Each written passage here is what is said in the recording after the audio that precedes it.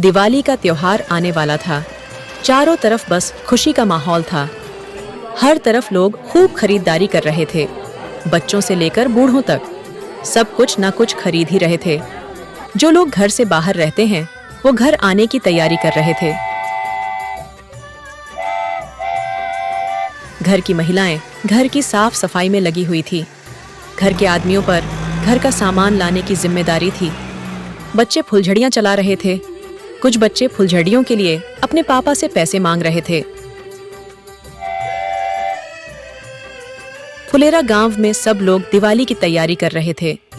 उसी गांव में एक परिवार रहता था। उस परिवार में विष्णु, उसकी पत्नी देवकी और एक प्यारी सी बेटी मन्नू थी।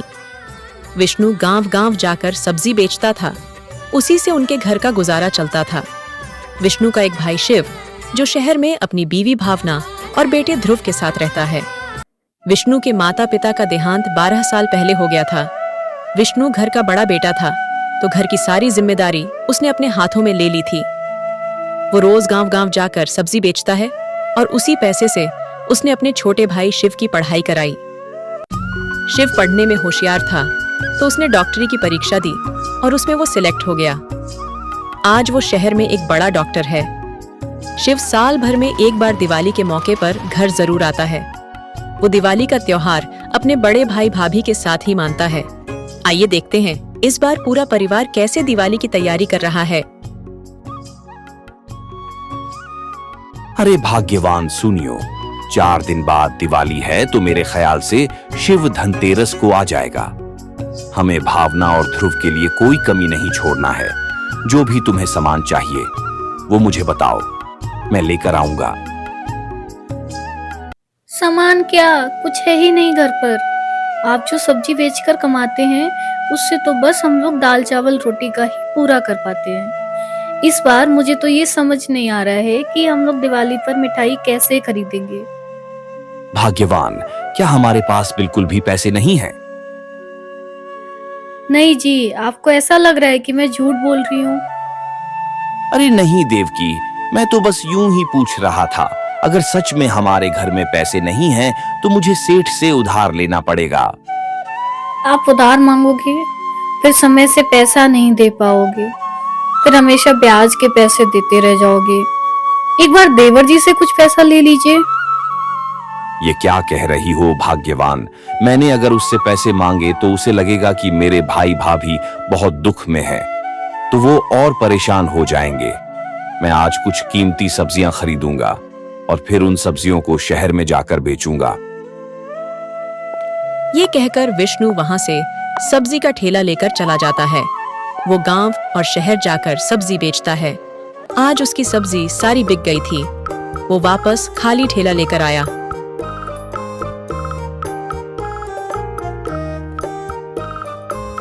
घर आते ही उसने देवकी से कहा, भाग्यवान, आज सारी सब्जियां बिक गई हैं। मैं तुम्हें कुछ पैसे दे रहा हूँ। कल तुम बाजार से राशन ज्यादा भरा लेना, क्योंकि मुझे लगता है शिव धनतेरस को आ जाएगा और हमारे पास बस 3 दिन का समय होगा कल से। अब 3 दिनों में ही राशन, मिठाई और पटाखे की व्यवस्था करनी होगी। ठीक है, आप मुझे पैसे दे दीजिए, मैं कल बाजार जाकर राशन ले आती हूँ। विष्णु देवकी को पैसे दे देता है। फिर देवकी, विष्णु और मन्नू खाना खाते हैं। खाना खाने के बाद देवकी मन्नू को सुला देती है और खुद घर का बाहर आकर सोचने लगती है। हे भगवान, एक ही घर में 2 भाई पले बड़े हैं। एक के पास इतना पैसा है कि उसके पास खर्च करने का टाइम नहीं है, और एक के पास टाइम ही टाइम है पर पैसा नहीं है। इसे तो नसीब का खेल ही कहेंगे ना भगवान। फिर देवकी थोड़ी देर तक घर के आंगन में बैठी रहती है। उसके बाद वो घर में चली जाती है और सो जाती है। अगले दिन विष्णु फिर से सब्जियां बेचने के लिए निकल जाता है और देवकी घर का सारा काम निपटाकर घर का राशन लेने के लिए घर से निकल पड़ती है। वो मन्नू को भी अपने साथ लेकर जाती है। थोड़ा सा चलने के बाद देवकी और मन्नू बाजार पहुंच जाते हैं। देवकी राशन लेकर वापस आ रही होती है कि मन्नू बोलती है, मम्मी, मुझे भी फुलझड़ियां चाहिए, मुझे दिला दो ना। मन्नू बेटा, हम अभी बस राशन लेने आए थे, कल आएंगे तब फुलझड़ियां लेकर जाएंगी। देवकी के कहने से मन्नू देवकी की बात मान लेती है और दोनों रास्ते में बातें करते हुए घर पहुंच जाते हैं।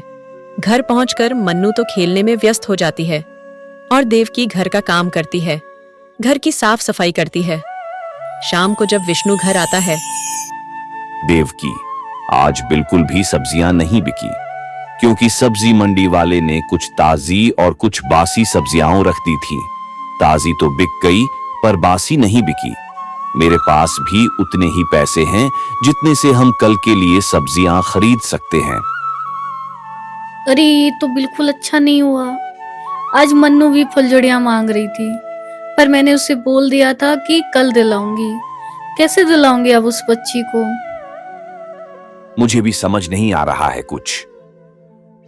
प्रधान चाची ने मुझसे कुछ दिन पहले बोला था कि दिवाली के समय में मेरे लिए कुछ काम होगा उन्हें। मैं कल उनसे जाकर पूछ लूंगी, अगर कोई काम होगा तो मैं कर दूंगी। 4 पैसे तब भी आएंगे हाथ में। मैं कभी नहीं चाहता था कि तुम काम करो, पर अभी मैं मना भी नहीं कर सकता, क्योंकि जब परसों शिव और शिव की बहू आएंगे तो हम उन्हें यहाँ क्या खिलाएंगे? उन्हें तो अच्छा अच्छा खाने की आदत होगी और हम उन्हें क्या ही खिलाएंगे। दोनों पति पत्नी दुखी हो जाते हैं और खाना खाकर सो जाते हैं। अगले दिन देवकी प्रधान के यहाँ काम के बारे में पूछने जाती है और उसे वहां कुछ काम मिल जाता है। देवकी प्रधान के घर पर काम करती है। जो पैसे मिलते हैं उससे वो बाजार जाकर मिठाई और कुछ और सामान खरीदती है। अगले दिन देवकी के देवर, देवरानी और ध्रुव आ जाते हैं। शिव और भावना अपने साथ बहुत सारी मिठाइयाँ और सबके लिए कपड़े लेकर आए थे। उनके आने से घर में खुशी का माहौल था। सब बहुत खुश हैं। रात में सबने साथ बैठकर खाना खाया और फिर दोनों भाई अपने अपने कमरे में सोने के लिए चले गए।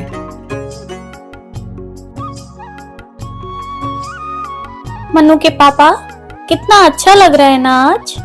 ऐसा लग रहा है जैसे आज अपना परिवार पूरा हो गया। हाँ भाग्यवान, तुम सही कहती हो। आज अपना परिवार पूरा लग रहा है। दोनों पति पत्नी कुछ देर तक बातें करते हैं और फिर सो जाते हैं।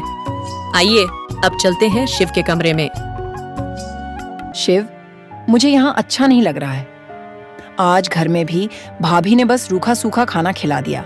हम उनके लिए इतना सारा सामान लाए और उन्होंने हमें बस सूखी रोटी सब्जी। और तो और यहाँ पर कोई सुविधा भी नहीं है। भावना, गांव में सब लोग ऐसे ही खाना खाते हैं और तुम तो ऐसे कह रही हो जैसे तुम बड़े शहर से आई हो। गांव में ही तुम्हारा भी मायका है। हाँ, पर इस बात को अभी कितना समय हो गया। अभी मुझे गांव में अच्छा नहीं लगता। भावना, हम बस साल में एक बार 4 दिनों के लिए आते हैं।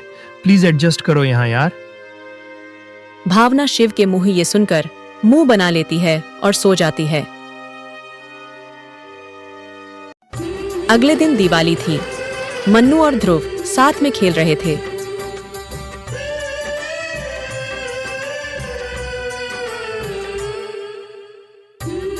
तभी मन्नू से गलती से धक्का लग जाता है और ध्रुव गिर जाता है। ध्रुव को हल्की सी चोट आ गई थी। उसको गिरता हुआ देख भावना दौड़ते हुए ध्रुव के पास आती है और कमरे में ले जाती है। जब देवकी को ये पता चलता है, वो मन्नू को बहुत डांटती है।